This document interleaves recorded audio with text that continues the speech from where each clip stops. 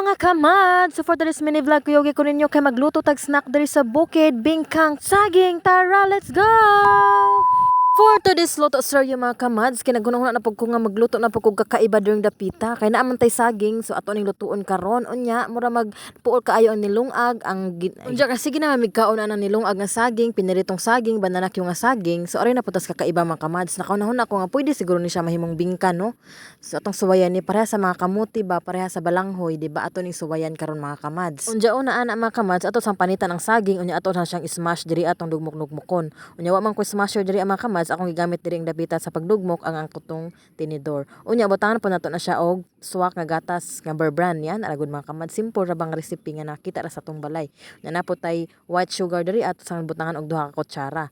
Unya ikaw man ato sang butangan na dira og all purpose flour diri og 3 ka kutsara, di ba? So yung ana ra ka simple mga kamads. Pag human ato na dayon nang i-mix-mix mga kamads. Unya wala na ako nagbutang ang nag-itlog mga kamads or tubig kay murag mo lapot-lapot naman siya kay ang ato bitong saging kay naa naman na siya kanang iyang texture bitaw nga murag lapot. So wala na ako nagbutang dirag mga bisag unsa di mga kamads. So ako na dayon nang gimikos-mikos dira mga kamads nga arong ma-mix tanan. First time na nako siyang buhaton mga kamads, unya og muklik or mulamian ta o ato aning balikon og utro og luto, di ba? Kay naman po tay dahang saging diri ang padung na mahinog.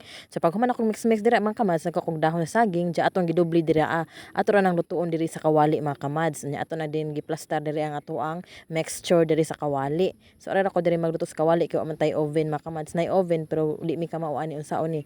Unya murag guba na po ni siya. So ari ra ta diri kay bingka man ni siya, di ba? So bingkang pinaugah unsa na nampay uban nga kana bitang steam ra kana ko kanang jung magpagod-pagod siya mao ni akong gustong goal nga mahitabo mga kamads, mao na akong gusto nga bingka. Pag human ana mga kamads, ato na siyang iplastara diri din ato ni siya bag-on kay basin jag mahilaw ang tunga or mahilaw ni siya. So ato ra ni siyang nipison, so ato ra ni siyang tarongon og hapnig diring dapita. So pag human ato na dayon po na siyang itakuban sa dahon saging, dayon itakuban na nato sa taklob.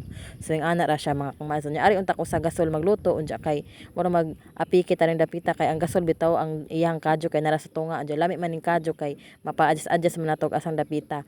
So man ni diri ako sa kadyo nga tinuod sa kahoy. So ako po naglulili diri mga kamads unsa na progress, no? So ni humot-humot siya mga kamads, humot siya kay dahon sa saging biya atong gilkuanan dirang dapita. Diya ko na ni siyang gibaliktad diring dapita mga kamads. Diya tan-awa napagod siya mga kamads kay palabian og kadyo. Pero murag humot siya, lami dud siya, paminawon na ho o paminawon.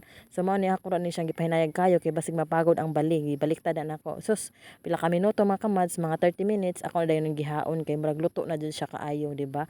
Pila ra pagkaluto sa saging, no, ato ra ganang isugba. So yung ani ang result niya mga kamads, di ba? Lami kaayo siya mga kamads. So ato na siyang tilawan karon kay og okay, magluto tag balik ani. Unja kay okay man day kaayo mga kamads, di ba? Bisag init kaayo, hala birahi dira day. So bisag init kaayo ato na nagihab-hab diring dapita mga kamads kay murag naokihan ko sa lasa. Unja ako pa nagipatila sa uban, lamian pud sila. Thank you for watching.